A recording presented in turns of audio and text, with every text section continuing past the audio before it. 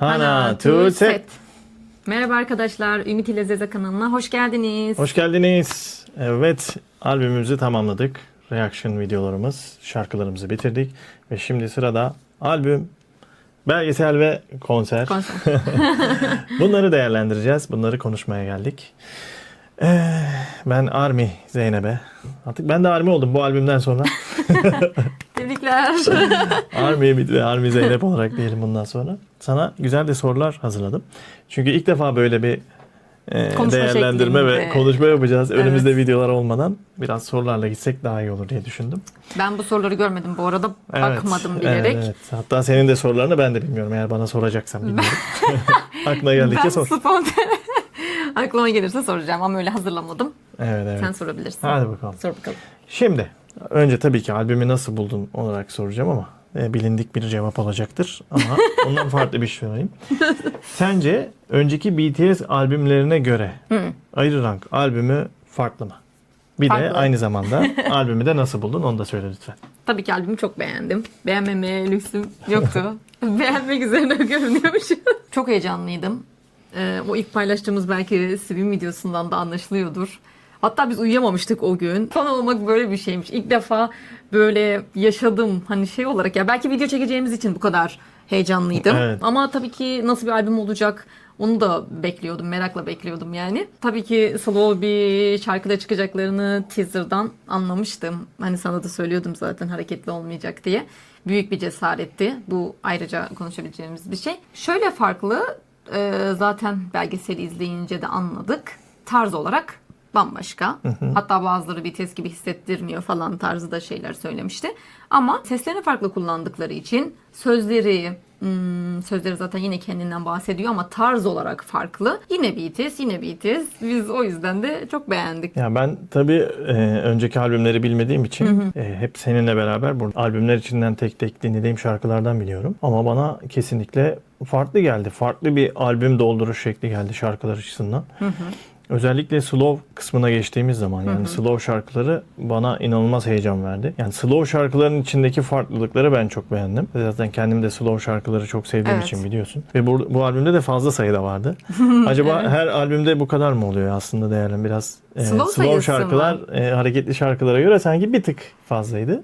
Tabii ki BTS aslında ilk başlardan beri hep hareketli gibi görünüyor ama bence zaten albümde şarkı sayısı çok fazla olduğu için. Şunu söyleyeyim, insanların kafasında BTS hep böyle hareketli olarak mı kazınmış? BTS deyince hareketli şarkılar mı? Bence BTS'i bilmeyenler için böyle.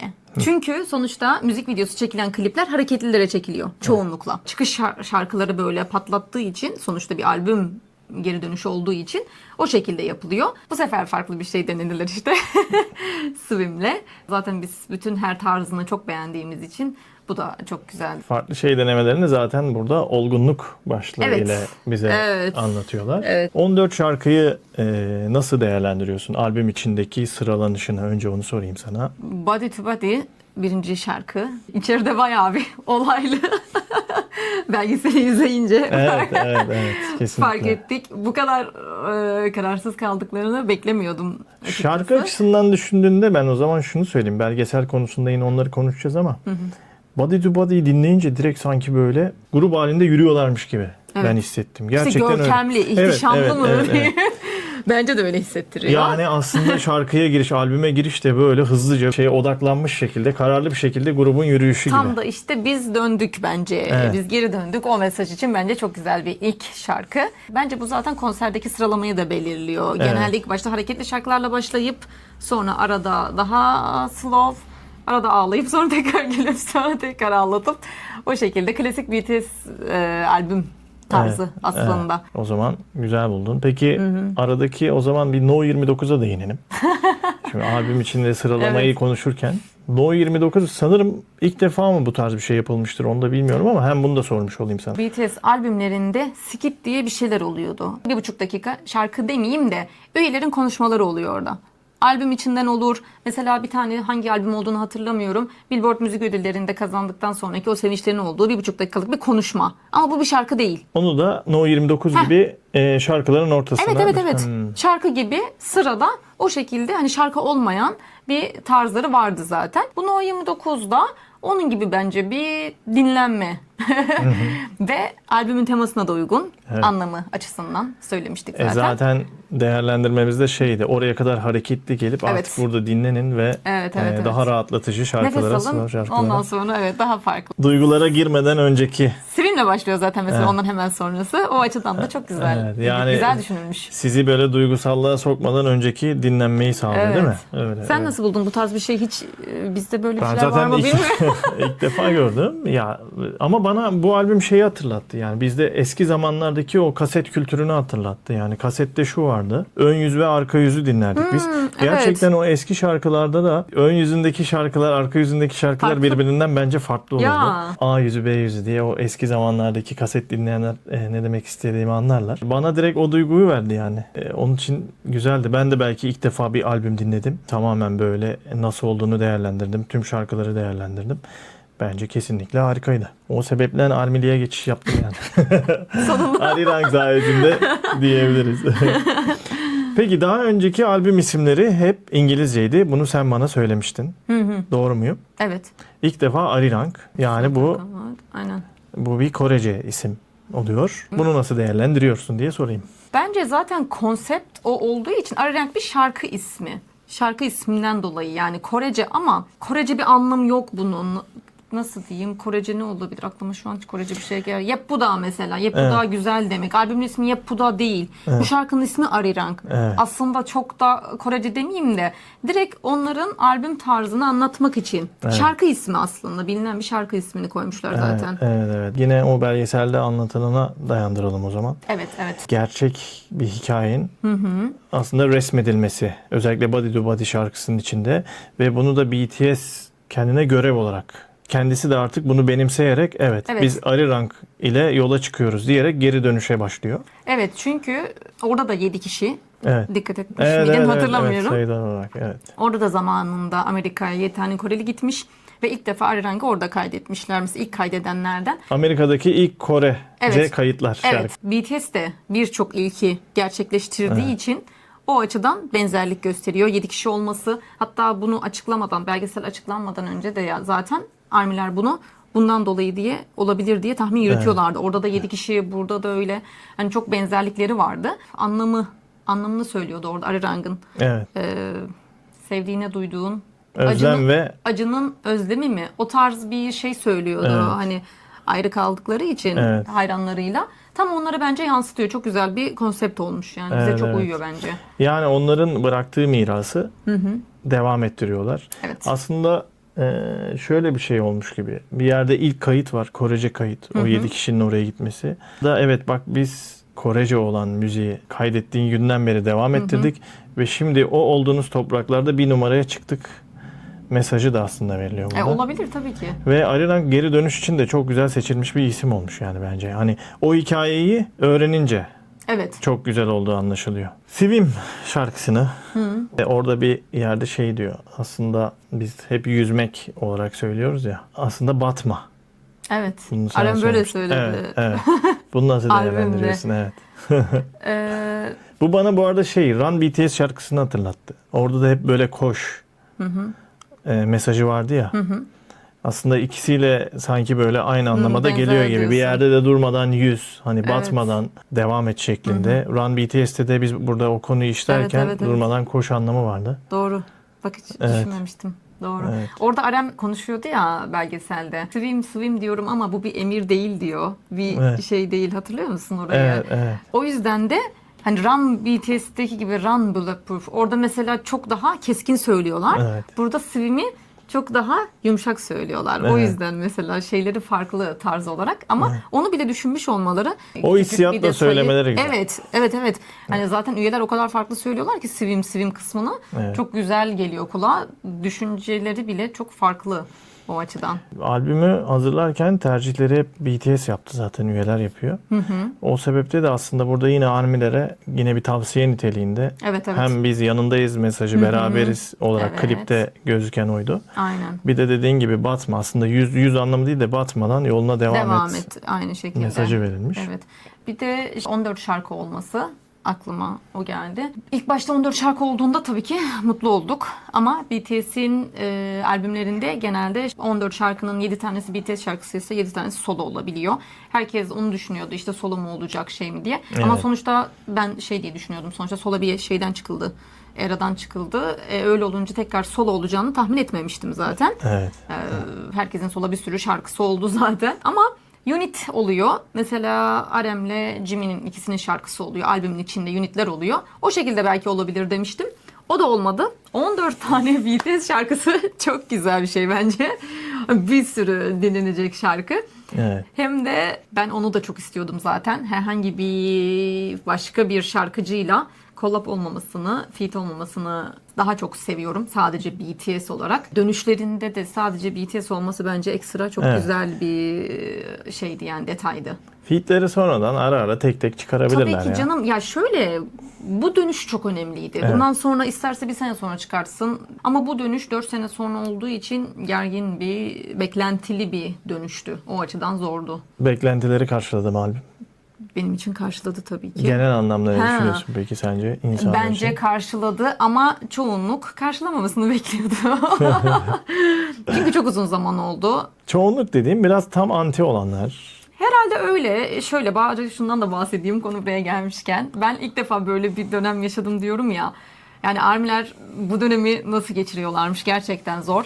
Evet. Bence ben bunu sosyal medyayla gördüm. İlk defa yaşadım. Tek bir single'larda bunu fark etmemiştim ama etrafta sosyal medyada o kadar çok kötü bir şarkı gelsin diye bir beklenti var ki yani ARMY'ler için gerçekten çok zor. Herkes kötü yorum yapmaya çalışıyor saçma sapan. Hani sosyal medyada ARMY olmak bence zor o açıdan. Yani kötü şarkı bulamadıkları için Netflix'teki o çekilen binalara sardılar diyorsun. Kıyafetleri sardılar yani. Evet. Hani gerçekten bence de veya gerçekten kötü bir şey bulamadılar. Ya ama yine de bulanlar buluyor. Çok değişik şeylere takanlar oluyor. Ama Evet. bu dönemde zormuş O yani. zaman bu şekilde sana bir ARMY olmak. anti sorusu sorayım. Albümündeki şarkıları da hep İngilizce yapıyorsunuz. Buna ne diyorsun? Şöyle benim için hiçbir önemi yok. İsterlerse İspanyolca, isterlerse Türkçe yapsınlar.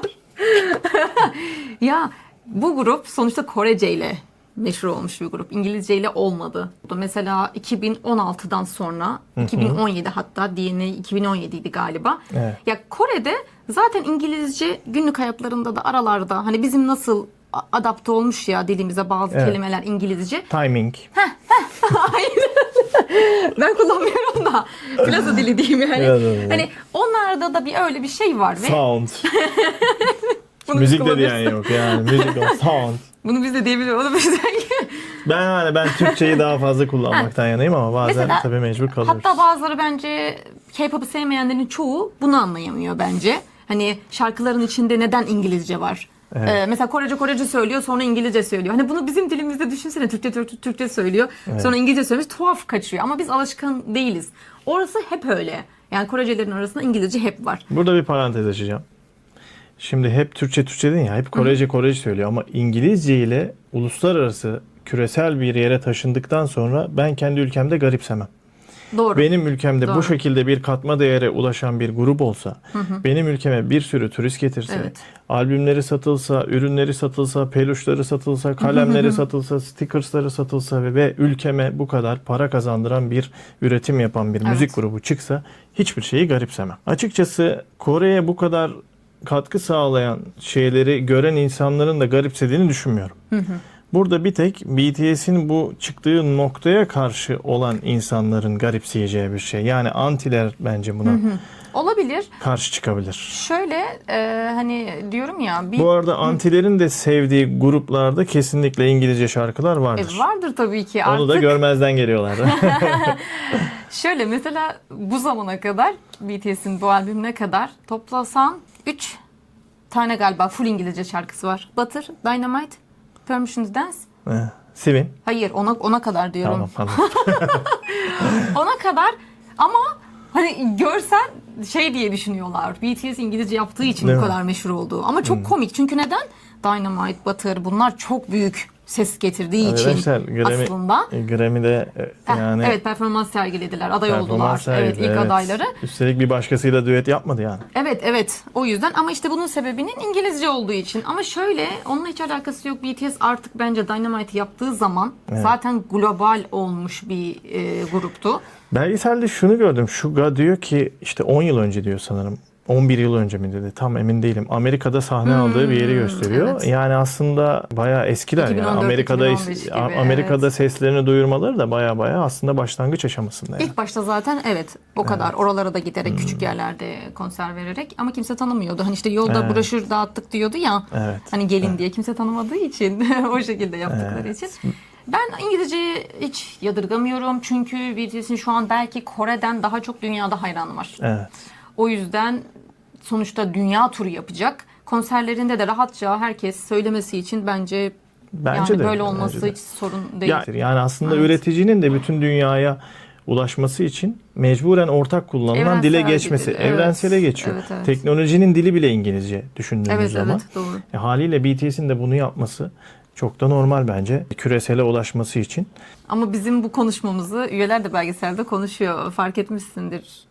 Ya orada şeyden dolayı acaba çok fazla da Korece olursa bu sefer de bize milliyetçilikten bunlar orada da farklı bir şey var. Evet. İşte bak evet, bu çizgi evet. ama hayır biz bunu hissediyorsak bak üyeler de bunun farkında Anladım, yani. Hani anladım. full İngilizce yaparsak bize böyle diyecekler. Full Korece yaparsak bize böyle diyecekler. O kadar Evet, şeydiler ki aradalar ki ya onlar da bunların farkında her şeyin. Evet. Belgesel tarafına geçelim.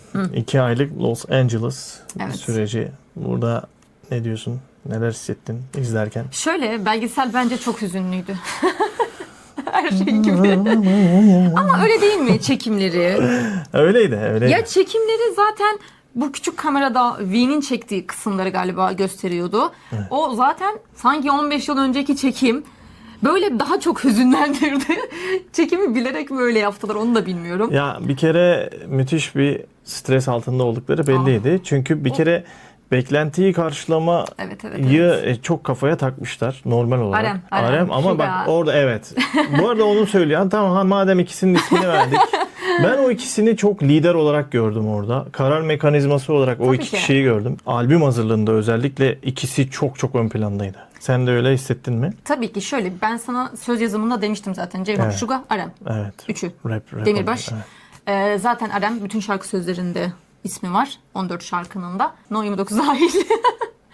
Hepsinde var. Arem grup lideri olarak çok daha stresli ve zaten askerlikte de zorlu geçmişti. Her bakımdan nasıl diyeyim daha her şey içten o şeyi çok içten yaşıyor. Grupla ilgili olan şeyler stresi de çok yaşamış. Yoğun. Onu zaten biliyordum ama orada görünce daha çok üzüldüm. Suga biraz daha sakin. Kendi içinde belki yaşıyordu ama orada Arem'le paylaşan çoğunlukla oydu. Ya o çok bence belli oluyordu. Suga'da en az Arem kadar yaşamış onu gördüm ve en azından Suga'nın Arem'in bu kadar yükünü paylaşması çok güzel olmuş. Yoksa tek kişiye kalacaktı aslında orada albüm hazırlığı. Tek kişiye derken diğer üyeler de tabii ki elinden geleni yapıyor ama burada bir beyin lazım yani. Karar verici beyinler lazım. O ikisi gerçekten karar vermede hep kendilerini öne atarak bu şeyi oluşturmuşlar. Mesela Arem diyordu o aklıma geldi şu an. Değişiklik yapmak istiyoruz. Burada artık bir şeyleri değiştirmek istiyoruz. Evet diyoruz hepimiz yapıyoruz ama sonunda bunu harekete geçirecek kararı kimse veremiyor. Yani gerçekten değişmeli miyiz? Veya şurada bunu ne yapmalıyız? Çünkü korkuyorsun. Nasıl bir sonuç alacaksın bilmiyorsun. Ya J-Hope orada özgürce müzik yapmak istediğini söylüyor. Jimin albümün aceleye geldiğini söylüyor falan. Yani aslında bayağı bir karmaşık da duygular var. Kararsızlık da var aslında. Kararsızlığın içinde karar almaya çalışmak var. Aceleye getirilmiş. Onu da konuşacağım birazdan Jin mevzusunu. Hem Jimin dedim hayır, bu arada. ben Jin'den bahsediyorum. Jin başka. Jin'in olayı başka. O yüzden aslında aceleye getirilmiş gibi oluyor.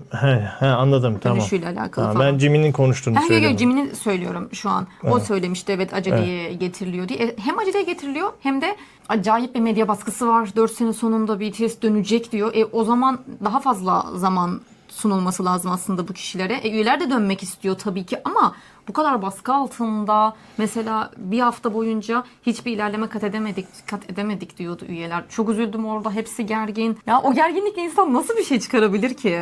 Değil mi? Yani günler sonra plaja gitmişlerdi. Orada Bir gün izni vardı. hayata döndüğünü hissettin mi diye bir şey sordu. Areme Hatta soruyorlardı. Areme. Özellikle de fark ettiysen onu Evet. gösteriyordu yani. Çünkü onun gerildiğini onlar da hissediyorlar tabii ki de. Tabii ki bir ufak plansızlık da olmuş. Yani acele getirme konusunda Jimin bence haklı. Orada şimdi söyleyebiliriz. Yani Jin zaten turneden gelmişti. Çok yorgun. Kendini toplayamadığı bir haldeydi. Jin'in turnesi zaten açıklandığında Ağustos sonu bitiyordu diye hatırlıyorum. Üyeler Haziran'da askerden döndü zaten herkes. Yani geldikten sonra 2 ay boyunca da hala üyeler sanki beraber hiçbir şeye başlayamamış gibiydi. Ama hayranlar onları bekliyor. Bu şekilde bir algı var zaten. Sonra Ağustos'un başıydı galiba. Üyeler gitti ve 1 ay boyunca zaten işte ne kadar süre onu da tam bilmiyorum. Jin zaten turnedeydi. Onlardan ayrıydı. Evet. Jin'in söz yazımı olmadığı ilk başta şarkılar çıktığında çok fazla tepki aldı. Dahil olamadı haliyle. Dahil olamadı. Bu işte Bilinmiyordu belgesele kadar değil mi? belgesele Belki de. kadar bilinmiyordu. Üyelerin önceden oraya gidip bu kadar hani şarkı sözlerini önceden yazıp müziklerini yapıp yapıldığını ben de bilmiyordum. Tabii ki Jin'in de katılmasını isterdik ama burada birazcık şirketin aceleye getirildiği, çünkü üyelerin elinde olan bir şey olsaydı beklerlerdi diye düşünüyorum. Ayrıca belgesel Jin geldikten sonra başlıyor. O da bambaşka bir kötü bir şey. Evet. Çünkü o zamana kadar zaten şarkılar yazılmış. Bize sadece şarkılarda Body to Body'yi gösteriyorlar, Evet, değil mi? evet. Onun kararsızlığı, onun yazım aşamasını gösteriyorlar. Ben eski BTS belgesellerini daha çok beğeniyordum. Kendilerini anlattığı. Bu daha böyle dünyaya yönelik film gibi olmuş. Evet. Başında da gösterdiği şeyleri görüyorsun sen. Yani bayağı resmi Aslında bir şey gibi yani. Biraz albümün ismini anlatmışlar gibi olmuş. Evet.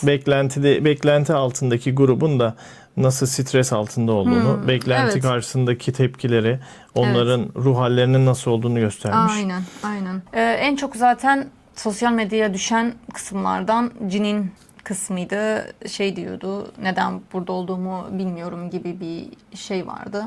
Ona hayranlar üzülmüştü tabii ki. Sonradan katıldığı için şeye adapte olmak biraz zor olmuş olabilir. Ama sonra zaten o da Yani sorun olmadığını belgeselin söylemişti. bence de en büyük eksikliği ya en azından bir No 29 sürecini bile gösterebilirdi yani. Hani o No 29 tercihinin nasıl yapıldığını. Yani Arem karar verdi diyorsun galiba, değil mi? Öyle Bulmuşlar. söylemişlerdi O sanki. öyle mi söyledi? Ama Sanki yani öyleydi. albümün içinde hazırlanırken sadece o No 29'un bari yani hangi kafa yapısıyla, neye odaklanılarak, ne amaç edinilerek koyulduğu bari gösterilseydi. Dediğin gibi bence belgeselin eksikliği oydu. Şarkıların hazırlanışını Belgeselin bence çok eksiği göstermediler. vardı. Evet. yani Normalde diyorum ya, diğer belgeseller şey oluyor, dünya turunun o çok aradaki komple bir yorgunlukla- belgesel bekliyordum bence. İşte Evet o yani işte bu da o da biraz aceleye gelmiş. öyle gibi ama işte bu Jin'in sonradan katıldığı için öncesinde tabii ki haklı olarak Jin'le beraber herkes bekliyor. Sonuçta 7 üyenin o eksik olunca hiçbir anlamı olmazdı. O açıdan beğendim. O artısı bak. Hani onu beklemeleri. Ama o sahildeki kısımda da yayın açmışlardı zaten bize. Mesela tek Evet. boş günleriymiş zaten söylüyorlardı. Hani onda bile hayranlarının düşünmesi bence güzel bir şey. Evet. Belgeselin başlangıcını diyorsun, değil mi? Başlangıcında Evet. Yine de şirket sahibi Bank şey yok. Shiyuk, Mr. Burun. Fakat organize ettiği kişiler gerçekten sonradan öğrendim. Beyoncé ve Shakira ile çalışan kişilerle beraber BTS'i buluşturmuş. O bakımdan da o kişiyi, şirket sahibini tebrik ettim yani. Gerçekten tamam Los Angeles'ta 2 aylık bir kampa girmişler ama çok daha kaliteli isimlerle çalışmışlar. Bu bakımdan da bir artı var ayrıca. Belgeselde ikinci aile vurgusu vardı. 13 yıl öncesini çok özledikleri, o beraber kaldıkları dönemleri çok özlediğinin vurgusu vardı. Biz bunu seninle beraber Kore'ye gittiğimizde de gördük. Biz Hybe'ın eski binasına gittik. Orada hatta Zeynep bana bir park var ya burada oturuyorlardı Evet falan ya. diyordu. Şimdi onu düşününce, o belgeselde de görünce sanki orada geçirdikleri vakitleri de söylemişlerdi. Şimdi ben bu kadar işin içinde olup Kore'ye gitseydim herhalde daha fazla anlamlandırırdım bazı şeyleri. Ben tabii bunların hiçbirini bilmeden gittim. Hep Zeynep o anlamları kendi içinde yaşadı. Yaşayamadım demişim. Jimin şeyden bahsediyordu belgeselde. Bir tane pizza alıyorduk diyordu. 7 kişi yedik. Çok büyük olduğu için ve ucuz olduğu için oradan alıyoruz diyordu. Hepimiz doyuyoruz falan diyordu. Böyle bak o zamanlardan sonra ne kadar büyüdükleri gerçekten belli Tabii. oldu. Hatta Jimin'in evine gittiler. Orada onu da gösteriyor. Bunlar ne kadar dünyaca ünlü idol de olsa senin benim gibi insan olduklarını da gösteriyorlar. Ben diyor yeri geliyor 10 saat oyun oynuyorum diyor. Evet. Hani bilgisayar oyununu gösteriyor. Kendisi işte yemeğini yapıyor. Kendine ayırdığı vakitlerde normal sıradan mütevazi insanların yaşayan insanlar gibi. O da güzeldi orada onu Normal. göstermeleri. Evet. Normal izliyoruz biz de. Biz de normaliz diyor ama Normali çok seviyorum bu arada. Ama- O yüzden aklıma o geldi. ama şey var tabii çok ünlü oldukları için de biraz arkadaşları fazla yok. Üyeden üye değişiyor. Bazı üyeler daha pasif oluyor. Ben sadece Cin'in söylediği şeyi hatırlıyorum. Hani çok ünlü olduğumuz için insanlar bize yaklaşmakta belki çekiniyorlardır diyor. Benim Evet. aslında çok arkadaşım yok demişti. O açıdan Cin biraz daha çekingen gibi o konuda. Evet. V de sosyal kelebek. O da herkesle görüşüyor. İyi herkes de canım. Ama işte o Tanımadığı birazcık yok. şeyden film, sinema geçmişi olduğu için o oralardan da insanları çok tanıyor. Bir de zaten seviyor öyle Ya şeyleri. gidip orada sanırım rol aldığı bir dizi var. Horang. Lee'nin. Ama şey önemli yani bir kere rol almışsın ama sürekli Evet. insanlarla etkileşimde kalman. Evet. Bence de. Park Bogum, Park Sojun muydu o? Park Seo-joon, Park Park Bo-gum, Park Seo-joon. Min-sik, Park Yun-sik mesela. Cho Woo-sik. Bunlar onun Vuga ailesi. Evet. Onun kendi Peak Boy vardı galiba bir de. Yani güzel.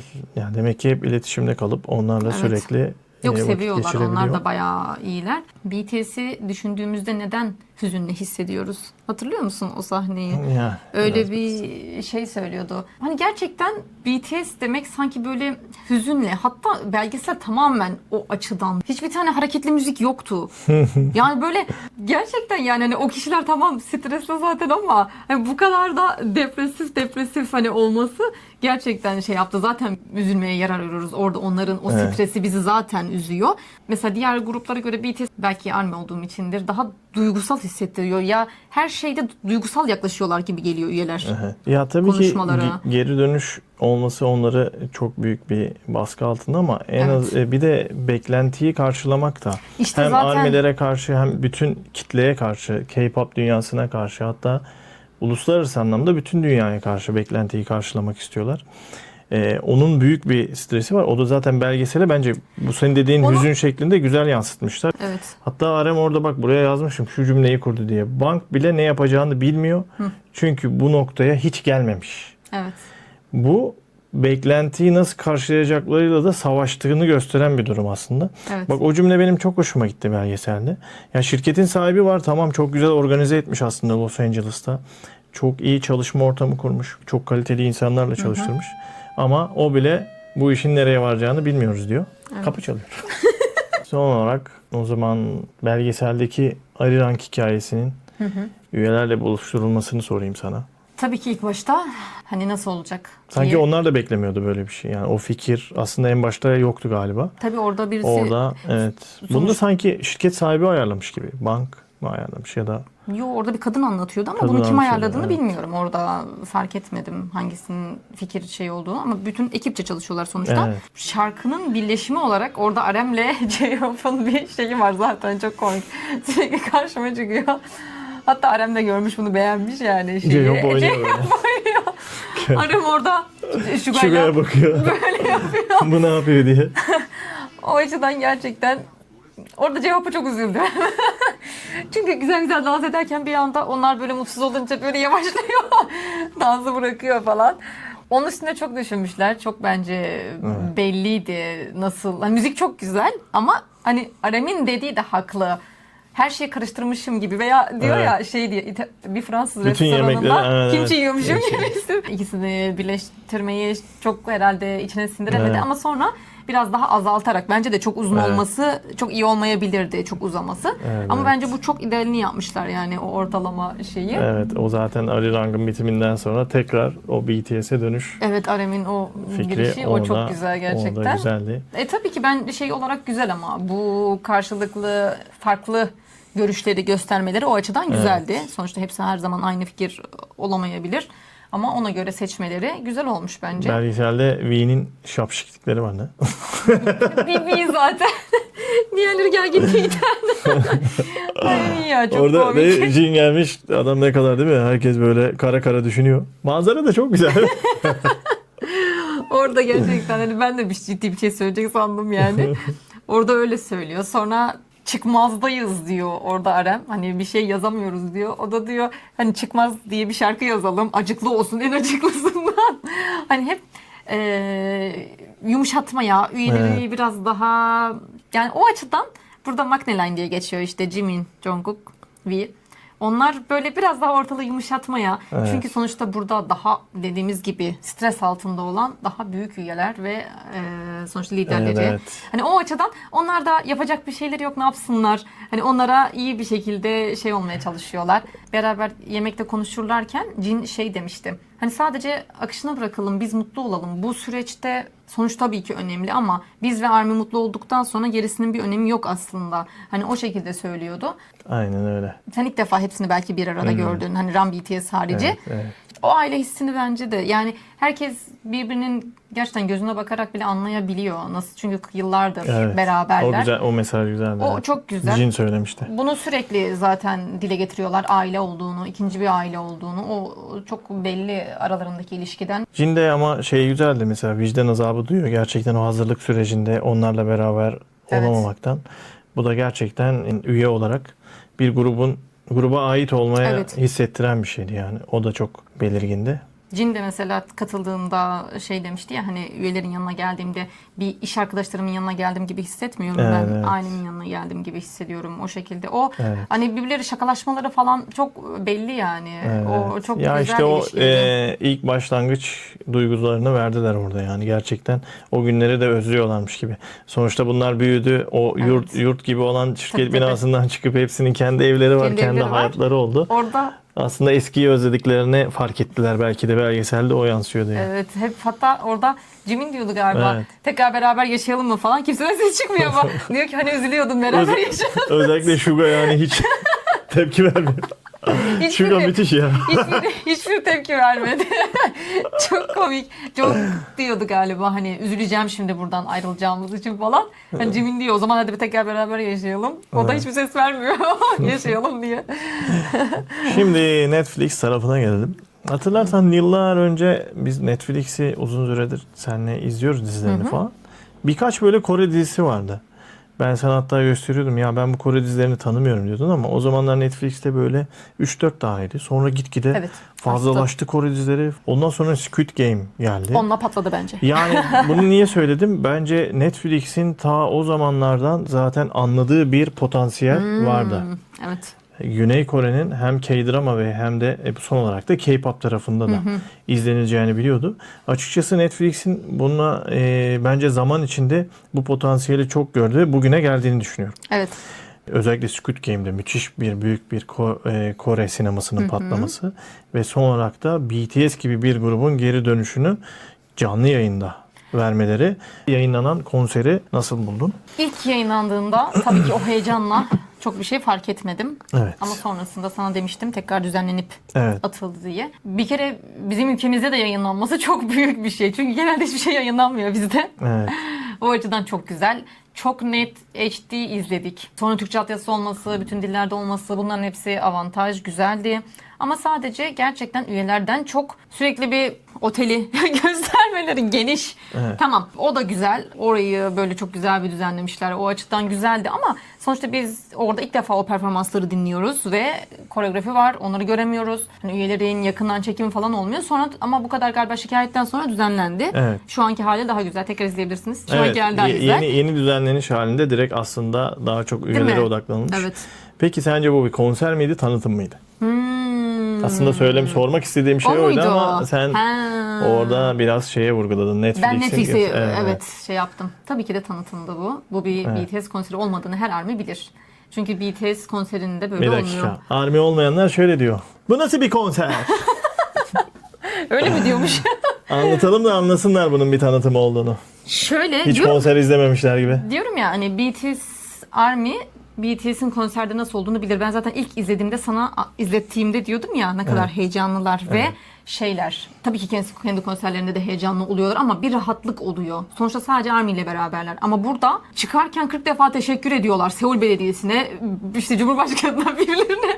Hani resmi yerde oldukları çok belli. Şeyi düşününce, karşıdaki izleyenleri düşününce de onlar da bir ordu dizaynında zaten böyle gelmiş değil mi? Değil mi? Hani şey değil yani böyle hep beraber stadyumda zıplıyoruz değil yani. Evet. Orası Taksim Meydanı gibi bir yere. Evet. Zaten bir de yaparken de bir sürü eleştiri alınmış.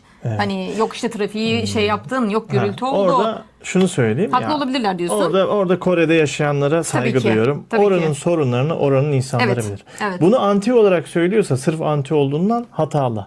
Ama ya işte bizim bütün hayatımız durdu, böyle bir şey oldu. Ya bizim ülkemizde de var. Tabii ki. Bir tane araba geçecek diye ya Doğru. yarım gün hiç çalışmıyor trafik. Yani onu düşününce böyle bir konser keşke benim ülkemde olsa 3 gün hiç trafik dursa, hayat dursa ki o 3 gün boyunca ülkeme bir sürü turist gelse, Evet. onlar burada bir sürü harcama yapsa, Netflix gibi bir büyük bir platform benim Evet. ülkemi böyle gösterse, benim en güzel saraylarımın önünde böyle bir konser Evet. olsa, benim sarayımı gösterse, Evet. isterse 5 gün dursun hayat. Aynen. Hiç önemli değil. Çünkü ben kendi ülkemi düşünürüm önce. Ama oradaki sorunları Kore halkına bırakıyorum. Herkes kendi yaşadığı yeri Tabii bilir. ki, tabii ki. Onun için bir şey diyemem. Yok ama hani diyorsun ya ordu gibi diyorsun. O bile düzene göre hani sanki bir de bu ücretsiz. Hani O zaman- onları engellememek için O yapılmış. zaman şunu da yapayım. Bence bu bir tanıtımdı. Şimdi tanıtım olmasını zaten o platformun kurulduğu yerden de anlıyorsun. Zaten sarayın önünde kurulmuş bir sahne var. Zaten konser olsa adam en büyük Seul Stadyumunu gider. Seul Stadyumu'nun ortasına bunu koyardı. Evet. Orada bütün seyircileri de 360 derece toplardı. Orayı bangır bangır coştururdu. O zaman orada bir kötü reaksiyon alırsan o zaman eleştir derdim. Tabii ki. Ama burada kesinlikle hem bir tarih, Kore'yi tanıtma var. Çünkü bütün Albümü dünya canlı hem izliyor öyle, bunu. hem albüm konsepti, Albüm Kore tanıtımı var. üzerine şey olarak. Kılık kıyafetteki şey bence tamamıyla bir olgunlukla alakalıydı. Zaten BTS biz olgun olarak dönmek istiyordu. Fark ettiysen dansçılar dahi siyahtı. Bu niye? Aslında bizden daha çok biraz sahne ve şarkılara odaklanmasını Evet. istemişlerdi bence. Evet. O sebepten öyleydi. Evet. Sahne de bu arada güzeldi ama küçüktü tabii. BTS'in BTS kendi için çok formatına küçüktü. göre çok küçüktü. Sadece karşıdan insanlar ve bir sürü de uluslararası her ülkeden gelen seyircileri vardı. O bakımdan da çok güzeldi. Ama bu bir konser değil arkadaşlar. Bence kesinlikle bir tanıtım. Yani onun arasında fark var. Zaten BTS konserleri 3 saat oluyor genelde. Evet. Bu 1 saatlik bir tanıtımdı. Bütün şarkılarını bile söyleyemediler orada. Ayrıca albümden bir gün sonra yapabilmek bence bu çok Evet. büyük bir cesaret mi diyeyim. Yeni şarkılara niye eşlik etmediler? Ya sen antrenizm nereden duydun bunları? Ben bu kadar şey yapmadım. Bu arada Netflix'in bir hatası var. İlk baştaki çekimi gerçekten çok kötüydü. Sonradan düzenlediğinde hem BTS grubunun hem o kadar soğuk olmasına rağmen Evet. bütün izleyenlerin ve BTS grubunun mükemmel şekilde aslında coştuğu, bunlara eşlik edildiği, şarkılara da eşlik edildiği gözüküyor. Arkadaşlar Kore'de gerçekten çok müthiş bir sıcak hava oluyor ve çok müthiş de bir soğuk Evet. hava oluyor. Seul'de oluyor. Yani oradaki hava şartları gerçekten zor. Yani gidenler daha iyisi. Ya biz yazın dönemi gittiğimiz için aman Allah'ım böyle bir sıcak yok. Yani oradaki kışı da aynı şekilde anlatıyorlar. Dışarıda Evet, titreyeceğiniz. Yani K-drama hepsi yüzü buz gibi böyle burun. kıpkırmızı yani. Adamlar gerçek orada bir şey boyamıyorlar yani. Zaten üyeler de Jimin söylemiştir galiba çok soğuk hani böyle Evet. biz daha sıcak olacağını düşünüyorduk ama böyle oldu. O Onlar bile- da farkındaydı yani. Evet. O bile Soğuk. etkilemesine rağmen bütün seyirciler coşmuştu. Hatta o seyirciler düşsene böyle 100 metrelerce arkaya gidiyor. Evet. Ona rağmen televizyondan coşuyor. O televizyondan olması çok iyiymiş yani. Evet. Çok güzel düşünmüşler bence. Ve yani. keşke 360 derece bir stadyum olsaydı. Hatta onların coşkusu daha da O çok kendi ortaya konserinde çıkardı. olacak işte Evet. şimdi. Ama Bekliyoruz. bu kadar olması bile ilk tanıtımda, bu kadar seyircilerin dahil olması çok normal. Eski şarkılara da dahil olarak daha güçlü söylemeleri çok normal. Çünkü daha çok biliyorlar. Bir de- Nerede hangi müzik akışının geçeceğini biliyorlar. Sonraki düzenlendikten sonra seyircinin sesi daha çok geliyor. Fark Evet, ettin mi evet, onu? evet, İlkinde evet. bence ya kısmışlar seyircinin seslerini. Hani onu Evet. açık bir alan sonuçta. Daha net duyabilmek için. Sonrasında o daha çok güzel geliyor. Bence düzenlendikten sonra çok daha iyi. Evet. Peki BTS'in belgeselde de söylediği, hatta artık çıkışımızda bunu yansıtacağız dediği olgunluğu sen de hissettin mi? Olgun Evet. buldun mu BTS? Evet. Şarkı sözleri BTS'in zaten hep kendini anlatacağı şekilde. Önceden de öyle oluyordu. Ama bu tarzda, bu müzik türünde yani şu an yani eskisiyi de seviyordum ama sana diyorum ya şu an sadece Ararang dinlemek istiyorum. Zaten böyle sosyal medyada da yazıyorlar. Diyorlar ki şu Ararak an dediğin albüm olarak. albüm Ha, olarak. okey. Hani diyor ki Spring Day'i geçtim şu an Ararang dinlemek için. Hani gerçekten hani üstüne koyduğunu bence bu göstergesi ya da biz çok uzun zamandır yeni bir albüm beklediğimiz için Evet. çok aç bir şekilde sadece onu dinlemek istiyorum yani şu an. Albüm içinde bir sıralaman var mı senin? Yok. Senin de olmaz zaten. Ya, bu her zaman Zeynep için şu Ama an evet. hiçbir şarkısında sıralama yoktur. Ama bende var. Gerçekten. Ben Benim söyleyebilirim. BTS'in hiçbir şarkısında sıralamam yok. Çünkü bence Severek dinliyor rap hepsini. olan hayır rap olan ayrı. Hani Evet. onda çok farklı bir hüzün hissederim. Ötekini belki mutluyken şey yaparım, dinlerim. Yani o kadar değişik ki hepsi farklı benim için. Bak Ama senin biz izledik zaten. Hepsini beğendiğimi söylemiştim. Aha. Ama yine de mesela hep aklımda ben kalan tahmin edeceğim. hareketlilerinden söyle. Ha, hareketliyi biliyorum. Söyle. Hangisi? Söyle. Faya. Bence Pardon hayır. Aliens. Aliens. Aliens Evet, mesela evet. benim 1 numaram. Faya 2 numaram. İşte Body to Body 3 numaram diye gidiyor. Hepsini seviyorum ama Bir dakika kendi duygusallardan içimde. Evet, duygusal olanlardan. Hadi bakalım söyle. Like Duygusal Animals mı? olanlardan sanırım 5 tanesi. Like Animals var. Birinci sırada Bu mı arada peki? duygusal olanlarda 1 2 3 diye bir şey yok. Yani bu sayacaklarım en üstte. Tabii ki Like Animals. Sweet. They Don't No About Us. Know About Us. Yeah, Evet. evet. Into the Sun. O da çok harika bir şarkıydı. Swim zaten Swim var. zaten. Galiba 4 tane. Bir tane daha var mı? Merry Go Round'u sevmiyor musun sen? Merry Go Round sana kalsın. Neden? Ben o kadar hüzün. Bir şey diyeyim mi mesela? One More Time vardı değil mi bir de? One More Night. One More Night, özür dilerim. Allah'ım ya. Mesela One More Night Niye sevmiyorsunuz bana One More Night? çok işlemedi abi. İşlemedi yani, anladın mı? Ben Into the Sun'da mesela şey vardı. Orada da Into the Sun'ın mesela. Please de sevmiştin galiba. Please de çok güzeldi dediğim gibi. Please hatta eski BTS Evet, şarkıları evet. gibiydi. Bunu bu arada niye söylüyorum? Çünkü konserde de BTS üyelerine birbirlerine bu soru soruldu. Favori şarkınız ne diye. Evet. Ve hepsi farklı bir şey söyledi. Evet. Yani o sebepten de ben belki yarın tekrar albümü dinlesem Farklı bir şey. bu sefer Merry Go Round kullanacağım. Bu şarkı benim için iyi. Mesela şöyle oluyor. Ben O da farklı bir şey. şarkı dinliyorum veya bir yerden geçiyorum. Arkada tabii ki BTS'in bir şarkıları çalıyor.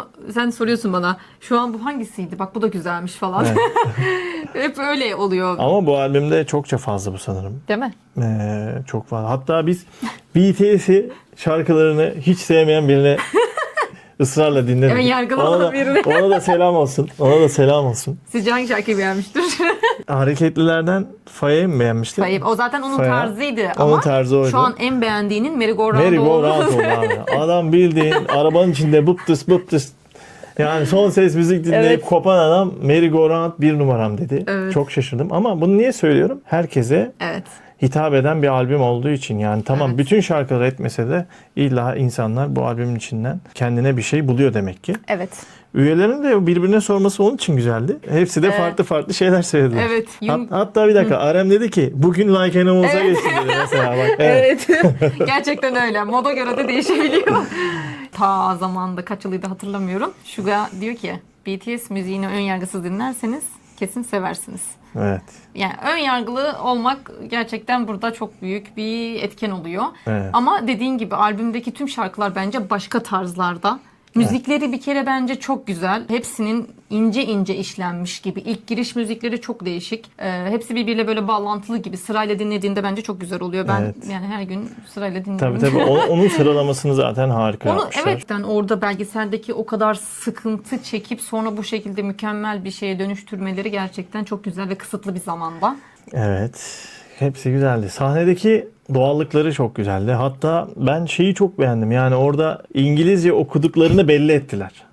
Ve Ya, okuyamadıklarını da belli ettiler. Ya çok komik. Ya aslında var ya bak, üyeler üstünde o bile stres olmuş. Yani aslında genel anlamda bunlar İngilizce okuyamıyor, bir stres var. Ama onu böyle gülerek geçiştirmeleri benim çok O da- hoşuma gitti. Çok doğaldı yani. Neden? Çünkü zaten bazı yerlerde ciddi sahnelerde diyeyim, Billboard'da mıydı, bir ödül almıştık. Orada Jungkook'un bir konuşma şeyi vardı. Focus On'du galiba. Onu Çok- söyleme çok komikti. Onunla da mesela düşün, orada bunu söyledi, içeriye geçmiş. Biz bunu sonradan öğreniyoruz. Jungkook diyor ki ah diyor Aymeler benimle dalga geçecek kesin diyor bununla ilgili falan. Gerçekten de dalga geçiliyor ama bu karşılıklı samimiyetten. Evet. Hani biz zaten biliyoruz onların ne şekilde, hani kimin İngilizce bildiğini veya kimin şey yaptığını falan. Hani bunun bizim için hiçbir önemi yok. Tabii. Büyük Bence ihtimal de. orada çok dünyanın her tarafından turist akını olduğu için Evet. hani İngilizce de konuşmamız gerekiyor Evet, diye evet. düşündüler. J-Hope orada ezberlemiş ama J-Hope biraz daha şu an aktif İngilizce Bence de, konusunda. bence de. Ama ben orada değilim, şeydeyim yani, o doğallıkla yani o İngilizceyi böyle şeyde belli ettiler yani aslında okuyup sonradan okumadıklarını falan, birbirlerine gülmeleri, ben oradayım, benim çok hoşuma gitti o yani. Yoksa benim için konuşsana. Günümüzde Değil mi? yani birinin farklı bir dil konuşmasının çok bir önemi yok. Her şey zaten insanlar tarafından hemen o konuşmanın ne anlama geldiği çevriliyor. Biz de öğrenebiliyoruz. Evet. Seslerine de değinebiliriz bence. Seslerinden Hani, önce Jimin'in saçlarına gelsek. Vahşi Jimin. Vahşi mi? Fairy Jimin bence. Jimin o kadar şey Evet, oldu ki. sosyal medyada kime medyada. benziyor? Fairy'e mi benzetiyor? Evet, Öyle yani, Jimin peri her mi? zaman öyle ama. Zaten sadece buradaki saçları tabii ki ekstra şeydi. Gülüşüyle herkese eritiyor diyorsun. Bir tane şeyi 10 milyon izlenmiş ya. Onun fancam'i olur. Her üyenin ayrı Evet. şeyi oluyor. 10 milyon izlenmiş, 200 bin beğeni mi almış Evet. böyle. Yani bunlar nasıl rakamlar? Hatta diyorlar ki şimdi herkes Jimin'i öğrendi. Herkes gördü. O sadece bizim olmalıydı. Ha, Netflix'tekiler öğrendi. Evet, herkes artık. Bir de aralarında tek saçı uzun olan Jimin'di değil mi? Bir de Evet. sarı böyle dikkat çekiyor yani. Evet. Arem'in de biraz sarı gibiydi ama o daha kısa. Böyle Arem'in kirpi tarzı yapmıştı kendini. bambaşkaydı zaten. Kirpi modeli Ay, vallahi yapmıştı. Arem'i ben çok beğendim bu şeyde. Çok iyi. Evet. Onun tabii tekerlekli sandalye de geldi ama Tekrar ona sandalye rağmen... gelmedi canım o kadar. Pardon. Abartı.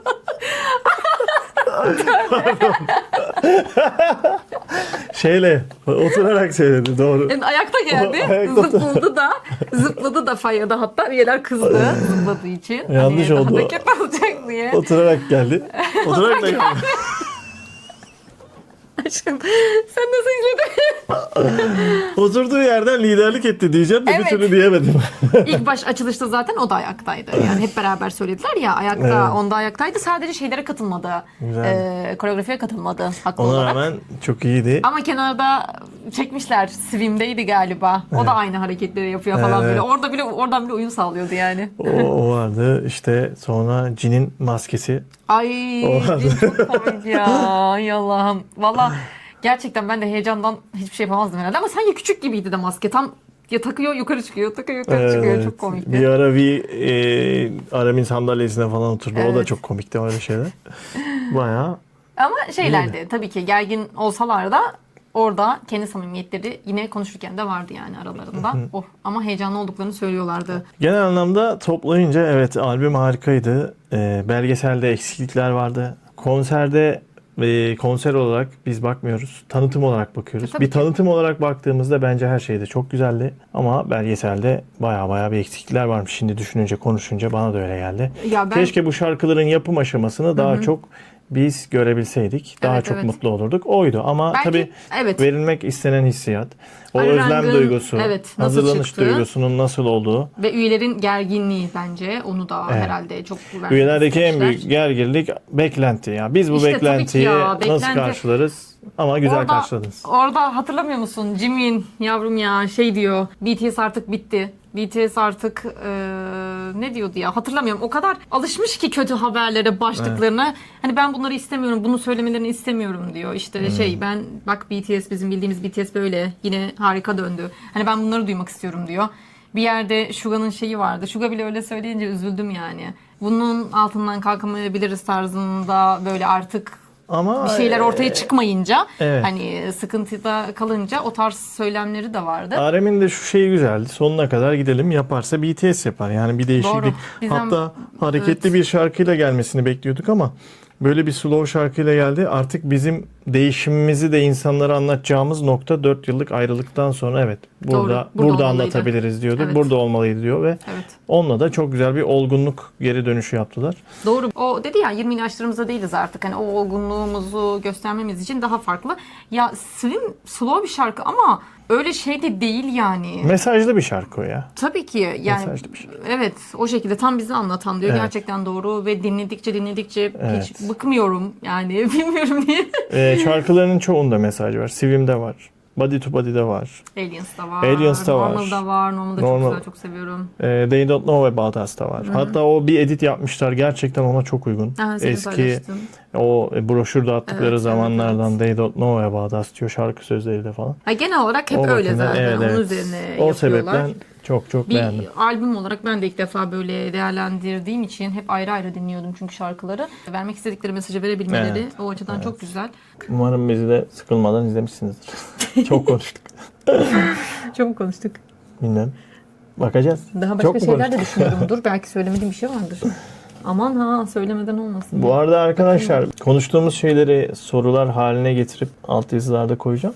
Siz de kendinize güzel bulduğunuz sorular varsa lütfen onları yorumlarda cevap olarak yazın. Siz bu albümü nasıl buldunuz? Belgeseli nasıl buldunuz? Favori şarkı seçebildiniz mi? Tanıtımı nasıl buldunuz? Favori şarkı seçebildiniz mi?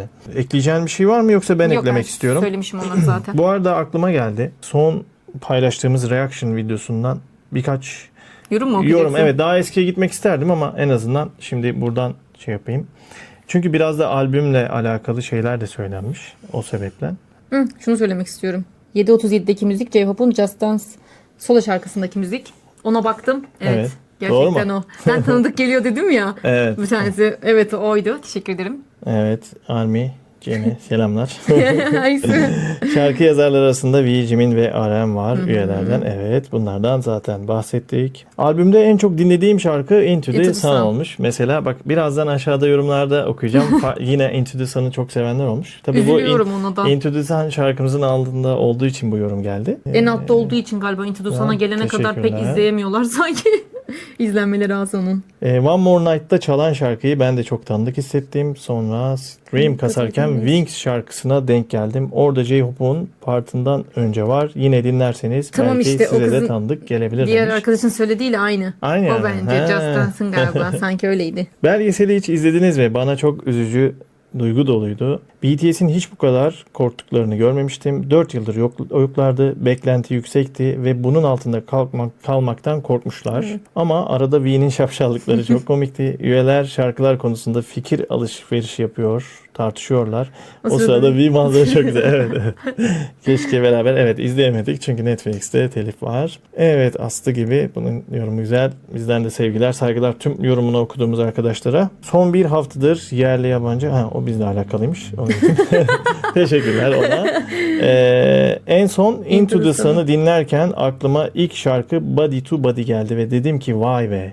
Albüm bizi nereden nereye getirdi. Ne yolculuk yaşattı. Arirang albümü K-pop teorinin dönüm noktası olacak. Vizyon olarak bambaşka bir boyutta. Evet. Özellikle belgeseli anlatacağınız videoyu demiş. Umarım beklentini biz de karşılamışızdır. Bu arada Arirang bence de K-pop tarihinin dönüm noktası. Hatta bu albüm çıkmadan önce BTS'in bu albümü K-pop kategorisinde değil pop kategorisindeydi. Herkes diyordu neden acaba diye. Ben de sana söylüyordum zaten. Arirang bence de K-pop değil. Evet. K-pop dışı Evet.